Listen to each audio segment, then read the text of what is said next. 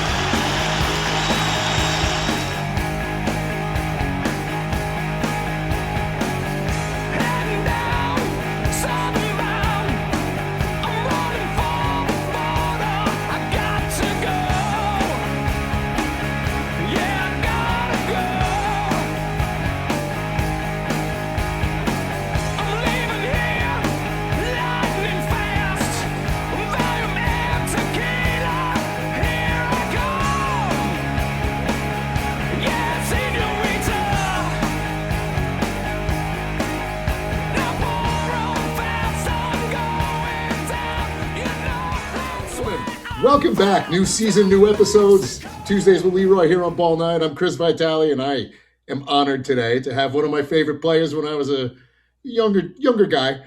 A guy who grew up in the next town over, so we had a root for him on the Yankees. Ladies and gentlemen, Rick Cerone. How's it going? I'm doing good, Chris. I got beautiful sunshine here. A little hot today, about 90 degrees in Palm Beach, and played golf early this morning. And you know what? Living life and having a good time. I've always tried to have that motto, and I'll be leaving to go back to New Jersey tomorrow, the Jersey Shore. So I've got the best of both worlds. Yeah, but that's great timing too. I mean, you said it's getting a little humid. You can go up there. I don't have any schedules. I've been very fortunate. I can pick and choose when I have to work or do a Zoom call like this. Perfect. And I've been consulting for a long time, and I enjoy meeting people. I enjoy talking and having a good time. I mean, that's what life is all about. I agree with you, man. And it's just, it's funny because, we grew up in the same general area. So, I mean, today, I even said before we started, I got everybody who wants to say hello to you and ask them about this. And, right? Yeah, I mean, exactly. So, I mean, I got to ask you before anything, did you grow up a Yankee fan or? I grew up a Yankee fan, yes. You did? But I also, in 1969, I was a freshman in high school at Essex Catholic. And, the Mets they went from last 8 years in a row. Yeah. And then all of a sudden became very exciting in 69. So of course, I pull for all the local teams. Same thing with the Giants, the Jets, the Rangers, the Devils, the Islanders. I mean, I love all the local teams. And, of course, I pulled for all the Italians. If there was any Italian athletes, I had to pull for them. That's the way we were brought up. Frank Sinatra's my idol. I got to know Frank later on when I met him at the 1981 World Series. Really? Yeah, he was in the first row right behind our dugout. And I flipped I saw him there, and I got tongue-tied. And I said, I got a ball for you here. And I gave Frank Sinatra a baseball, and he says, my grandson will love it. And believe it or not, he took the time to write a personal letter to me after that. And we became friendly. And, I even went to his house in Palm Springs. Oh, and wow. then, you can't picture Frank Sinatra. Oh, he had a whole room of trains. He had originally built a home that John Kennedy was going to stay at when he became president. Really? On his compound in Palm Springs. And then after that happened, he turned it into a train. He loved trains. He had the hat. Can you picture Frank Sinatra? Frank Sinatra? With the conductor's hat, no. Like a little kid. 12 different, terminals. And he's got the smoke coming out. And here's Frank Sinatra, bigger than life to me, and as a conductor. And it was just fun. It was a lot of fun. I got to meet a lot of people in my career and had a lot of good memories. That's unbelievable. I mean, I will never get that vision out of my head of Frank Sinatra in a conductor hat. I'm telling you. I mean, you can't make that up. No, you cannot make this stuff up. And there's been some interesting characters along the way. I believe it, especially during that time period, man. As I always thought I was born a few years too late to like really enjoy it. Did you really want to be me as a kid? You wore number 10? I wore number 10. I wanted to be the catcher for the Yankees. Why would I not? You know, I mean, like you got like you. I rooted for I pulled for the Italian guys. You know, especially the guy from Newark. And then, you know, of course, my uncle, my grandmother, everybody's like, you got to love Rick Cerone. I was like, all right, why the hell not? Okay. That's nice. So nice. I did. And then, you know, after you left, I switched to number 11. So that's to number 11. Okay. There you go. I was like, well, you know what? I wound up playing almost 18 years. Yeah. From 1975 to 1992. But I always knew that baseball wasn't going to be my only thing in life. I mean, you have to realize that. And I realized that coming out of Seton Hall University that you have to plan for other things, because even if you played till like I did, almost 40 years old, you're still a young guy, and you still have a lot of things to accomplish. Yeah. I guess it's the way we were brought up, being Italian, hard, working hard for whatever you wanted, not taking things for granted. My father gave me such great lessons. He said, "Hey, Rick, the same people you meet on the way up are the same people you're going to meet on the way down. So be nice to people. Be nice to people." And you know what? It's a simple thing to live by, but it makes a lot of sense. Yeah. I mean, I have to say I agree with Mr. Cerone there. I mean, he worked in the post office 37 straight years. When he retired, and my senior year in high school, 1972, 71, 72, senior year, football, baseball, and fencing at Essex Catholic.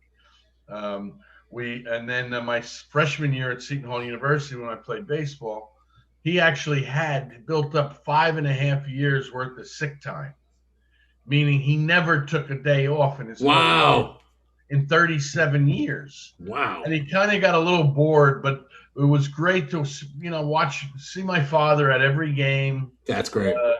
They used to call him Mr. Coffee because he had the white hair like Joe DiMaggio, and he'd walk to work every day, and all the little kids used to say, "Hey, Mr. Coffee," hey, that's great. Joe D, he looked just like him. Oh, man. 5.5 years worth of sick time that he had never taken. So that's impressive. That's what it shows you. And I'm going to tell a little story that I really haven't told anybody. I was doing okay, not making a lot of money in 1979, but I wanted my parents to get out of Newark.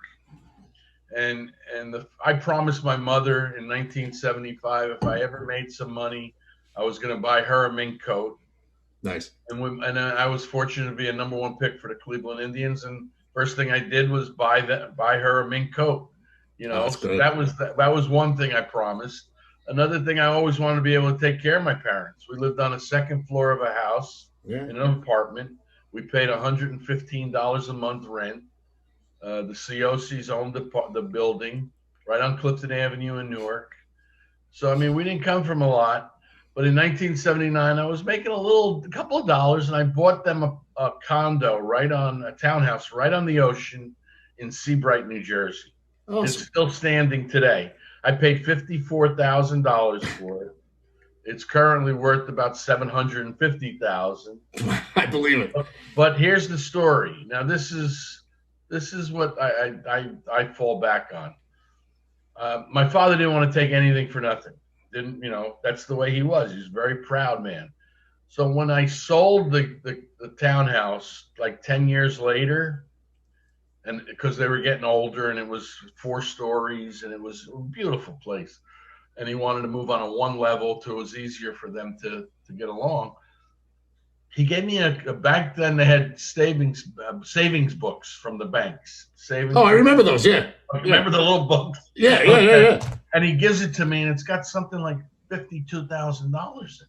What? I said, "Dad, what the hell is this?" He says, "Why didn't I told you I didn't want nothing. I was putting $300 a month every month for the last 10 years with interest. into an account. I said, you got to be out of your mind. I said, I don't want it. He says, no, this is your money. I don't want anything for nothing. And that's the way we were brought up. Yeah, exactly. And you know what? It gives I try to instill the same thing with my 3 children. Yeah. Of course, we spoil our kids if we can. I've got 3 great girls. Jessica's 33, Carly's 28, and Nikki is 26. All good kids, and I hope they have the same understanding that I did as a kid as well. Well, I mean, I'm sure they do. I mean, it's like you said, that's how we were brought up, and I think it just even if it's not tried to get passed down, it does. I mean, like if I wanted something, I'm 14 years old. I'm not getting it. I had to go get a job at a Italian hot dog joint on Bloomfield Avenue. And then, You didn't work. No, it wasn't Dickie D's. Oh, that's my buddy's place. I still go once a month when I come back to Jersey. How could you not? It's so good. The greasy dogs and the dirty water dogs and a couple of hot potatoes in there. Perfect. Oh, you can't go wrong. I love Dickie D's. It's a hell of a lunch. Getting to the Yankees. I mean, you took over, essentially you took over, 1980. You're taking over for Thurman Munson. Well, I never looked at it that way, Chris. See, I'm curious. I played, I had played already almost 5 years in the big league. I played Cleveland, Toronto, right? Yeah, Cleveland and Toronto. Yeah. The first 3 years Toronto ever had a team. Yeah. And I actually caught the opening day, 1977, in the snow. Oh, that's great. But I looked at it differently. I looked at it, Thurman died August 4th, I think, of 79. Yeah. So they had August and September to play the rest of the season. If whoever was catching during that time, if he had done his job, they wouldn't have needed to trade for a catcher. Yeah. So that's how I looked at it. Nobody else looked at it that way. The press looked at it as I'm coming in to replace Thurman Munson. And I said, listen, I can't. Nobody can replace Thurman. He's a 300 lifetime hitter. He's this, he's that. I mean, I could throw better than Thurman. I was always had a great arm. I said, but nobody's going to replace him. And fortunately, Dick Hauser was a tremendous manager. I also had veteran players on that team. They needed me. They treated me like one of their own. And Dick Hauser especially. We won 103 games that year. I finished, I think, 6th or 7th in the MVP voting. It was a phenomenal year, and it really made me a much better ball player because I'll give you a little example. August 31st, we had a game lead over the Baltimore Orioles. And every game, every pitch, every finger I put down in September was important. The one thing, Baltimore never got a game in front of us. We wound up going, I think, 21-4, 21-5 to start. And they were right there. They were win every day. They wound up winning 100 games that year. Yeah. Coming in second, we won 103, and they got nothing for it. They won 100 games, but they never got a game in front of us, and that was important.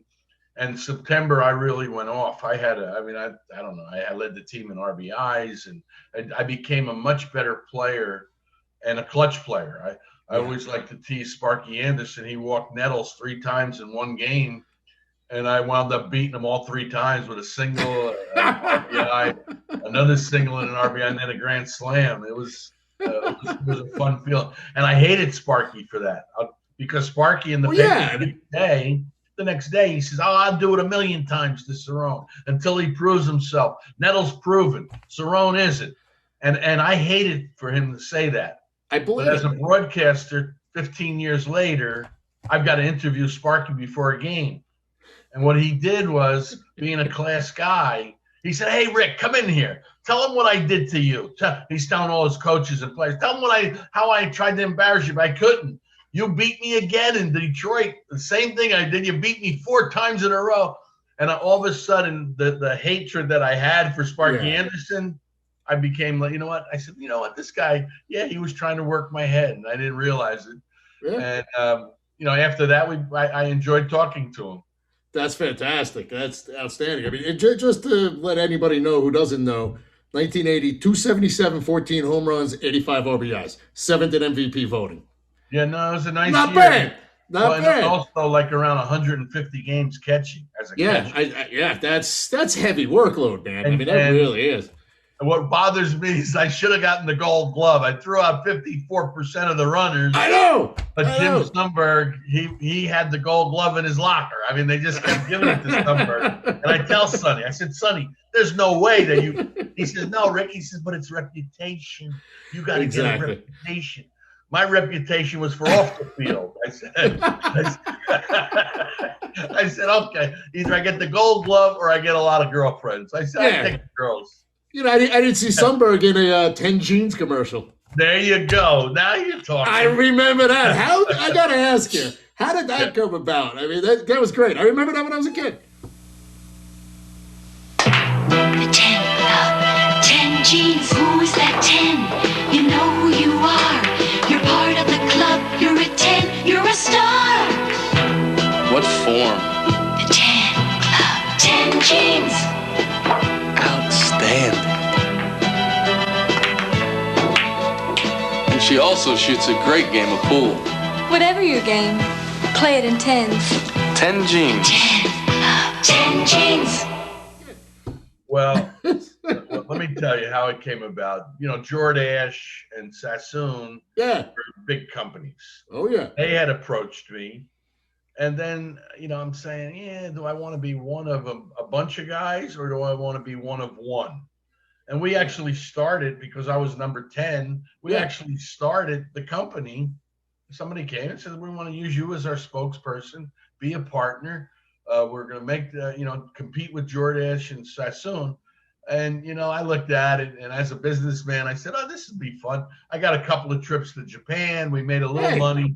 But I got to tell you a funny story. By all means. This is a funny one. Yogi. I love Yogi. My dear friend was my coach that year and then became my manager. And we were golf partners at Montclair Golf Club. Oh, yeah. I've known Yogi a long time. And just the best thing to describe Yogi, he never knew he was Yogi Berra. He treated everybody the same. He was the nicest guy in the world, and nobody ever says a bad word about Yogi. So Yogi, every day, the 10 Jeans. Rick, when are the jeans coming? When we all getting our jeans? I said, Yogi, be patient. They're being made in Japan. They're coming. Rick, the jeans here yet? Anything, you know, one thing about ball players, anything that's free is very good. They love free stuff. Yogi, every day. Finally, I called them up. I said, listen, I've got to get a pair of jeans right away. One pair. Okay, what do you need? I said, I need size 48, 12. So I got these pair of jeans because, you know, Yogi's a little short. Hey, 48, 12s. And all of a sudden they come in like in 2 days. So now the whole team knows what's going on. Yogi, hey, Yogi, I got it in the middle of the clubhouse. Peachy. Everybody's watching. He opens up the box. He looks at the pants like this, and he says, I don't think that's funny at all, Rick. And I don't know if he threw them in the garbage. I should have kept them. I don't even, you know, now my ass has gotten a little bit bigger. So it'd probably be 1,000 jeans instead of 10 jeans. Oh, God. But you know what? It was the funniest thing to see Yogi, and I love him. I miss him every day. I believe it. We could spend a whole show just stories that I know. Yogi. I know. And I'm going to give you one more quick. I know you please do. I can talk Yogi all. This is talking baseball. Baseball. This is baseball. You remember the Aflac commercial? Not too close. What do you think? I got that insurance? What insurance is that, Yogi? Aflac. The one you really need to have. If you don't have it, that's why you need it. Need what? Aflac. Oh, yeah. The duck and his, The duck, right? Okay. So everybody loves that commercial. So Yogi comes back to Montclair Golf Club, and he said, and everybody comes up to him and says, Yogi, that's the funniest damn commercial. Oh, my God. It's so funny. It's so funny. He says, you know, those ducks really don't talk. They dubbed them in afterwards. I said, only Yogi can say that. And then he said, he carried on. He says, wait a minute, Rick. Wait. They had 2 ducks. I said, really? He said, yeah, one duck kept doing this. And the other duck kept doing that. That's how they got it so good. I said, oh, okay, all right, you're the best.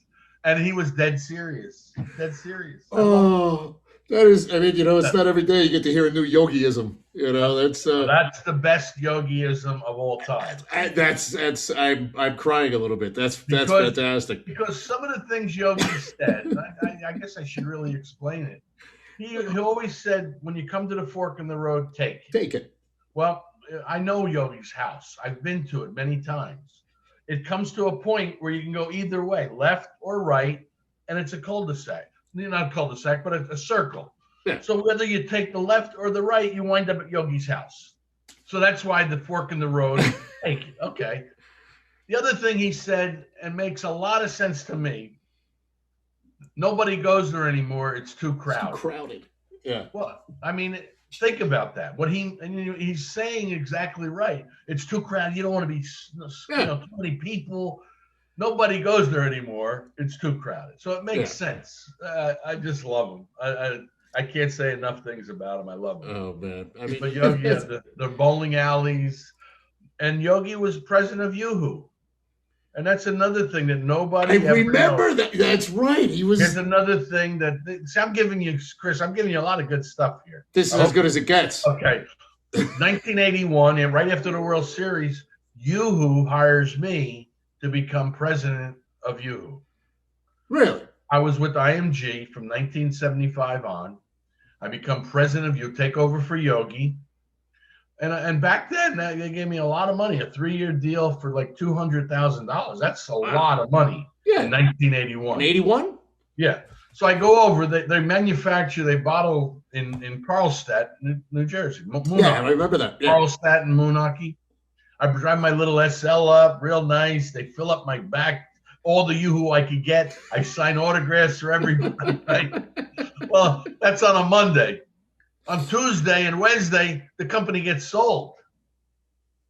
Really? The company got sold, and they did not do their due diligence. They didn't want me. Are you kidding me?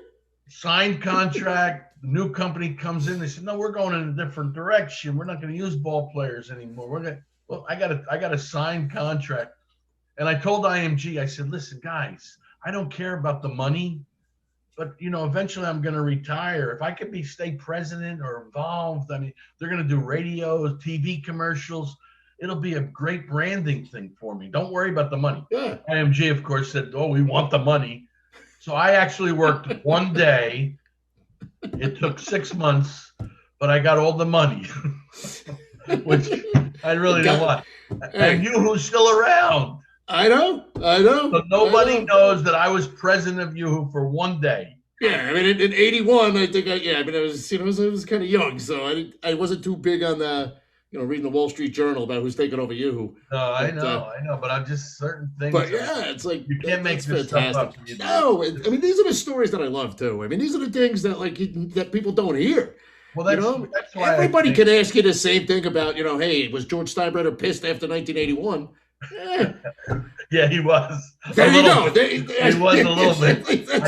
I did bad. I was a bad boy. I got a bad mouth, and I cursed him out in front of the whole team in the playoffs. And that was, you don't really do that, but I think people liked me for it because George was a little tough when he'd fire all the managers and coaches, but he respected me for it. He knows I wanted to win as much as him, and but these are things that I don't know if the players today can really appreciate or do. Yeah. Because there's so many eyes on them, camera eyes. Everything is videotaped.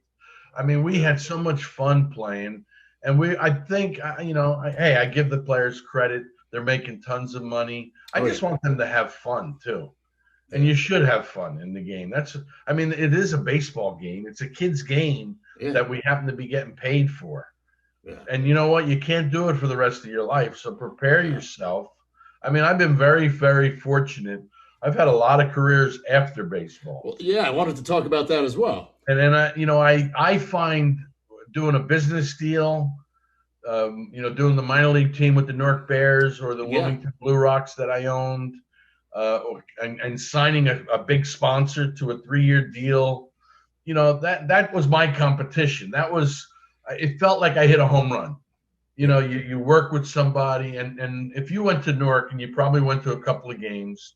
Oh yeah, absolutely. I would put my scoreboard and my signage against the Yankees, and that's why George. I mean, I had Prudential, I had Verizon, I had Wells Fargo, which was Wachovia back then. I had all the big players because, you know, Panasonic. I mean, I had a Continental. I got money out of Continental. It's unbelievable. I mean, the best was I got money out of Mitch Modell Sporting Goods. How the hell did you manage that one? Money. I know. How the hell did you manage that? Because he likes the word barter. And I said, no, startup. I need money, cash. Yeah. I mean, I've had a great life. Yeah. I can't complain. And I get an opportunity to pick and choose what I like to do now. And, you know, I've been very blessed. I think it comes from some hard work. It comes from some luck. You got to be lucky. Yeah, that's true. And I remember when I got into broadcasting, right? And when I retired, I didn't turn down a job. I did everything. I tried. I went all to the minor leagues. I went all over the place. I went to Bob Wolf, you know, Hall of Fame broadcaster. Yeah. And he was at one time the commissioner of a baseball league that I played in. And I said, Wolfie, I need a little help. I want to broadcast. I want to become pretty good at this. And he says, tape yourself. Listen to what you say. Yeah. But then again, be conversational. Have fun with it. And the best review I ever got, I did about 10 years with the Yankees and the ESPN. I remember that well. I mean, I did the radio game of the week. I did the World Series, and I had fun. But the best one that they ever said about me was, it's like you pulled the bar stool up next to Rick and you're talking baseball. I mean, it's not science. It's not rocket science, right? We're talking about a game. And I definitely do believe that catchers, why are there so many managers as catchers? Yeah. They see the game a little differently. It's a different, absolutely. You have to see everything. Everybody is looking at the catcher. Yep. I also think that the pitcher and everything revolves around the pitcher. Well, yeah. But the catcher definitely sees the game a little differently. Yeah. I mean, you're involved with every single pitch. You know, I mean, you're involved with every play. You don't have to hit the home run. You can call a shutout. You can throw a runner out. Your hitting is a bonus. That's how I always felt. Yeah. And you know what? If I played golf with you, I've learned one thing over the years, that when you play golf with somebody, you get to know them pretty well. You're out on the golf course 4.5 hours, and I was selling something to that person by the end of the day. It could have been a picnic in our picnic area. Could have been a suite. I remember doing a charity event for Jimmy Valvano. Oh, wow. Okay. And it was me and Bill Raftery. Who was the All-Seton Hall coach. Yeah, of course. I own the team. So I'm up there, I'm selling my suite. And I said, listen, I own the team. If you want to bat, I'll let you hit in the fourth inning. I said, if you want to pitch an inning. And so we got up to like $6,000. I said, holy mackerel. And I said, wait a second, guys. It's my suite. You're both willing to pay $6,000? Yes. Okay, I'll sell two of them for 2 nights. And I said, you want to broadcast an inning? Do whatever you want. I own the team. Exactly. That's great. And you have to have fun. Yeah, I mean, I see you had like a little Bill Veck in you with that too. You know, I mean, we had something going on every inning. I think baseball should take a lesson from that. Right now, I'm a little upset at the commissioner. Very upset at the commissioner. You're not the only one. I was going to ask you about that. Like, what do you think about this now? With just it's kind of it's not a video game. I know they're trying to make it a video game to get people interested, young people interested. They've ruined the game though. One thing about baseball has a tradition and a history. Our commissioner canceled 45 minor league teams this year. I know. The Trenton Thunder, an example of the Trenton Thunder. They had a franchise that was valued probably $30 million. Yeah, great facility. Yeah. Great facility, making money every year. Yeah. All of a sudden, he took it away from them. They have nothing now. Yeah. They went from a $30 million team to zero. That's, And what about the other 45 towns that he's canceled? Staten Island. Yeah. Just pulled the plug on him. I mean, this guy's crazy. He's got 2 7-inning games. He's got runners on second. I mean, why don't we wear skirts? You can't hit the catcher. I mean, don't believe me. Don't get me started. because it's almost embarrassing. And but what drives him, and he's a smart guy. Well, yeah. What drives him is the dollar. And you know what? We should never let the dollar drive us. Yeah. I don't care what it is. That should not be the ultimate goal. The ultimate goal is making the game better for everyone. And I just, now they want to push the rubber back a foot. Well, this year, do you know what he said 2 years ago at the All-Star game? They own the baseball now. They juiced up the ball so there's more home runs. Oh, yeah. What about the home runs that the guys hit years ago? If you hit 30 home runs in a season, that was a huge feat. Now they got to hit 60, 70. And now what did they do this year? They reduced the ball. Well, they said they reduced the ball. They did reduce the ball. Yeah. Batting averages are the lowest in the history of baseball. Yeah, but see, now again, though, with batting average, okay, I'll ask you this, but is that just a result of these guys, like, just home run or nothing? It's all of that, their launch angle approach. Chris, 4 minutes goes sometimes without the ball being put nothing. away. I know. I mean, thank God they have gambling. Yeah. I mean, we live in a country now. They legalize marijuana. They legalize gambling. I mean, come on. Yeah. It's a crazy place. I happen to be involved in a sports gambling network. Yeah, and I want to talk about that too. Yeah. The only sports gambling network out there, 24 hours a day, live TV, 8 to 10 hours of live television every day. Yeah. That keeps people interested. Yeah. Why are the NFL and the NBA so popular? They have different channels. Major League Baseball has its own channel. You can watch the highlights. Everybody, he hit a home run. You could bet on a guy striking out, hitting a home run. It's incredible. When we grew up, you used to have the little white sheet, and you tried to pick 4 teams. Yeah, that was it. I don't think that was legal, but it was big in Newark. And then they say, you get $1,000 if you hit 10 out of 10.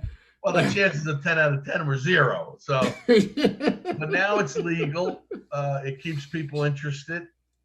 It's a new wave. I mean, I agree with you. I mean, it's a completely different thing. It's a completely different game. By the way, I called Joe Torre, a good friend. I play in his outing every year. He raises a lot of money for charities.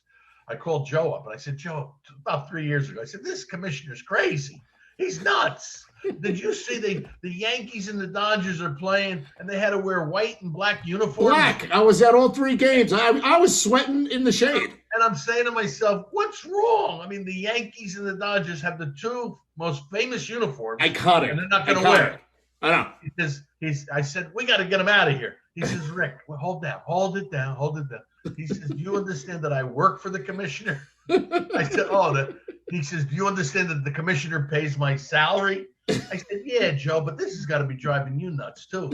He says, we talk, we're trying to do things for the game, make people interested. I said, well, you're losing the older fan. You're using the traditional fan. No, so they've got a lot of work to do. And unfortunately, the agreement is up at the end of this year. I hate to say it. I think there's going to be a big strike. I unfortunately agree with you 100%. I hope not. I hope not. I hope not either. But, I mean, it's almost, they're so far apart. I can't imagine that the players now are excited about these rule changes. I can't. I mean, to me, it's like Little Leagues. It is. Runner on second? We didn't even do that in Little League. We didn't even do that in Little League. Because they want to save pitchers' arms. There's 14 pitchers on every team. Exactly. These guys have a 3-man bench. Disabled list that is not for disabled players. They just use it back and forth. The guy goes 10 days. They keep rotating players. It's hard to watch for me. No, well, I still love it. I agree with you. I still love the game. Yeah. I still have memories that nobody can take away from me. Playing in the World Series, going to College World Series 2 out of 3 years at Seton Hall. This year I got inducted into the College Baseball Hall of Fame, which is to me a huge, huge honor. Yeah. Matter of fact, I got in with a couple of my teammates, Paul Molitor, Doug Ault. And Paul Molitor, he was in the Hall of Fame. He said, boy, this College Baseball Hall of Fame is a hard one to get in.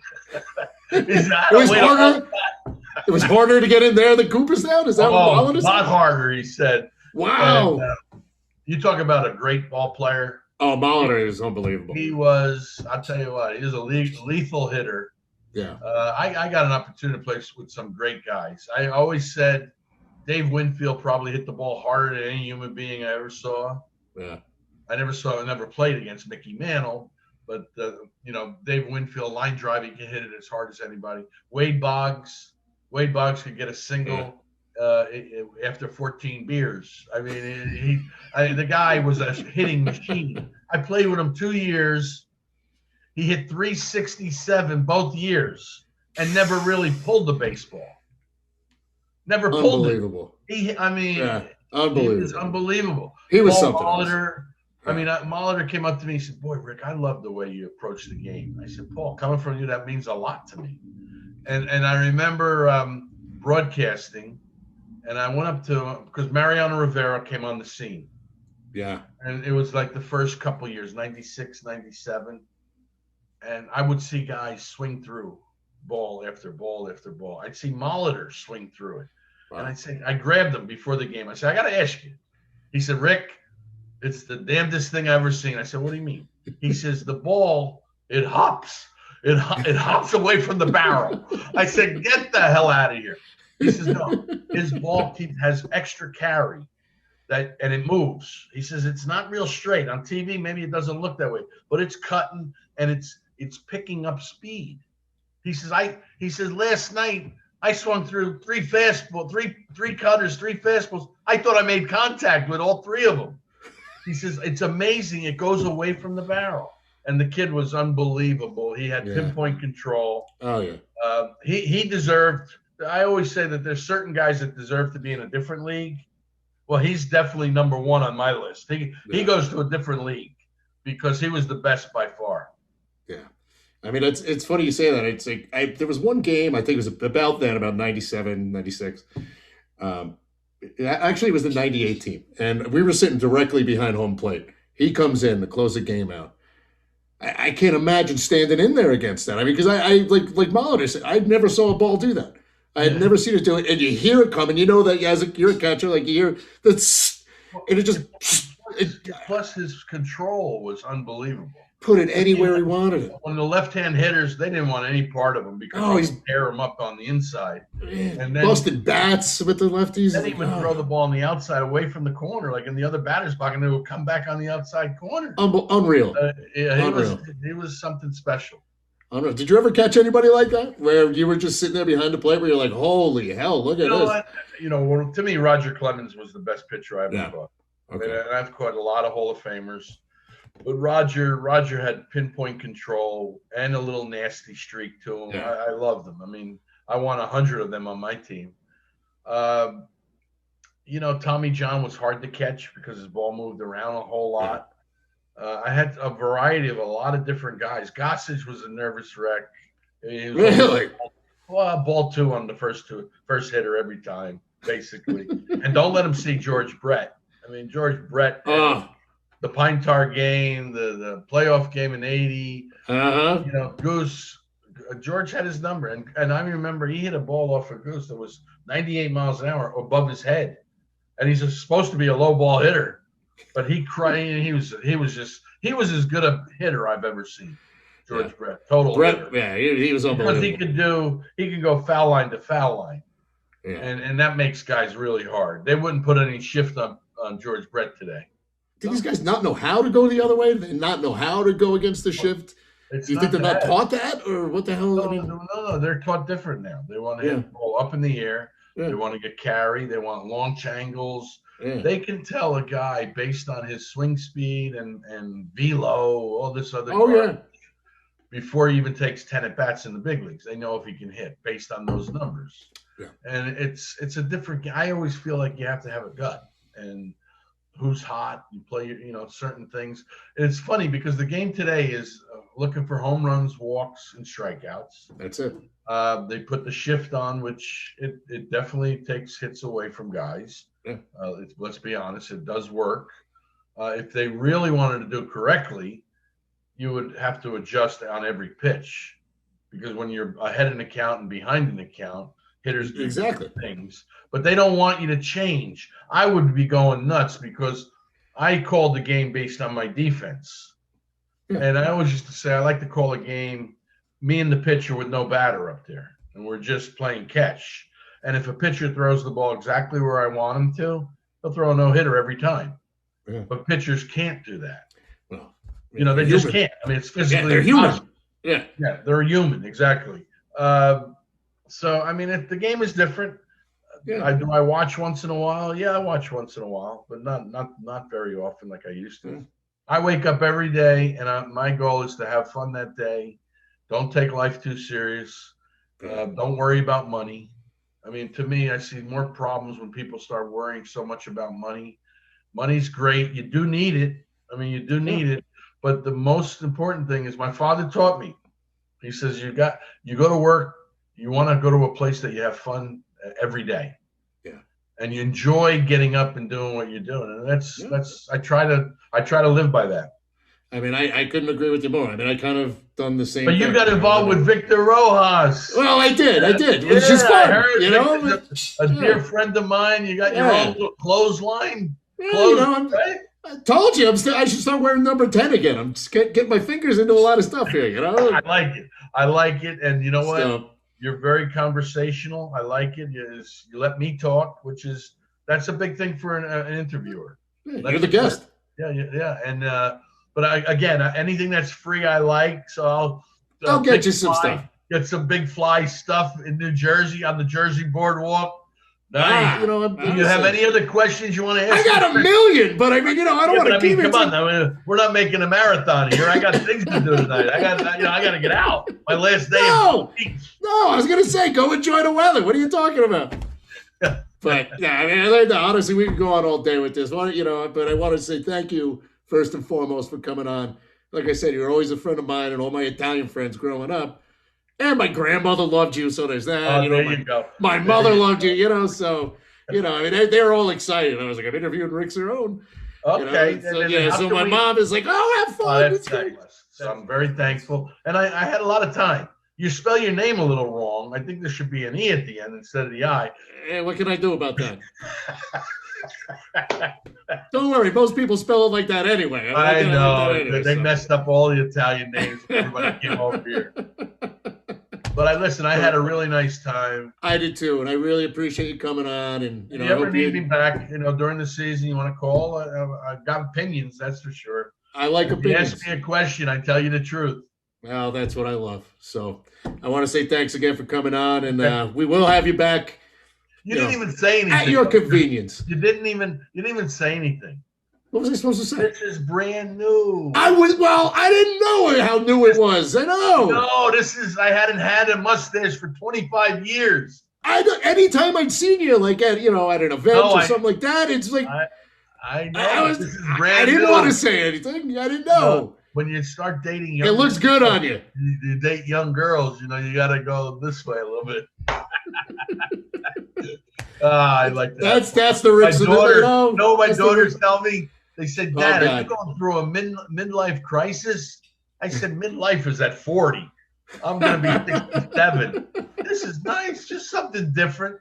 Keep them guessing, right? Yeah, it looks good. We'll have fun. I appreciate it. And thanks again. Okay, sounds great. Thank you, man.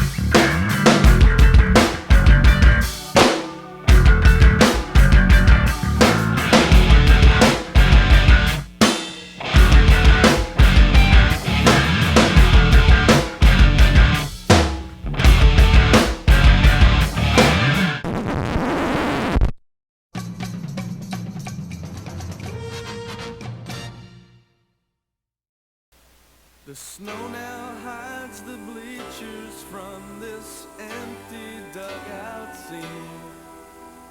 But here I stand remembering when the infield grass was green.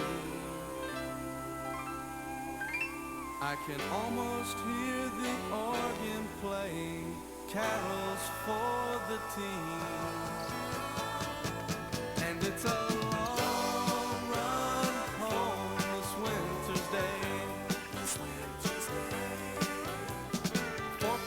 leaving north, promised snow that turned to rain.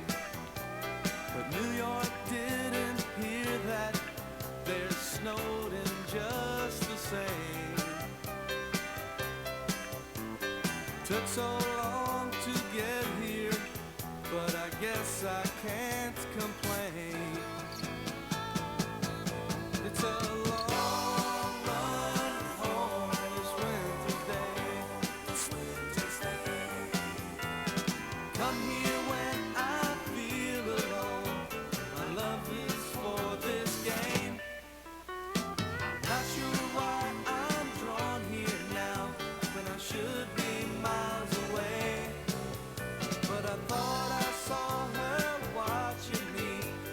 stands against the Jays.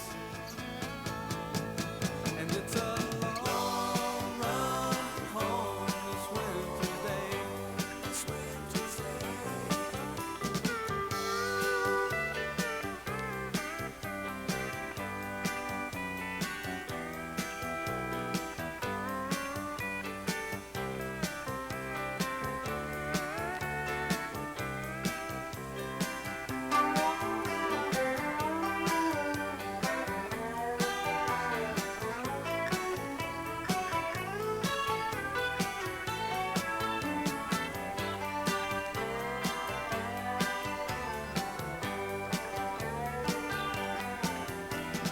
Come here when I feel alone.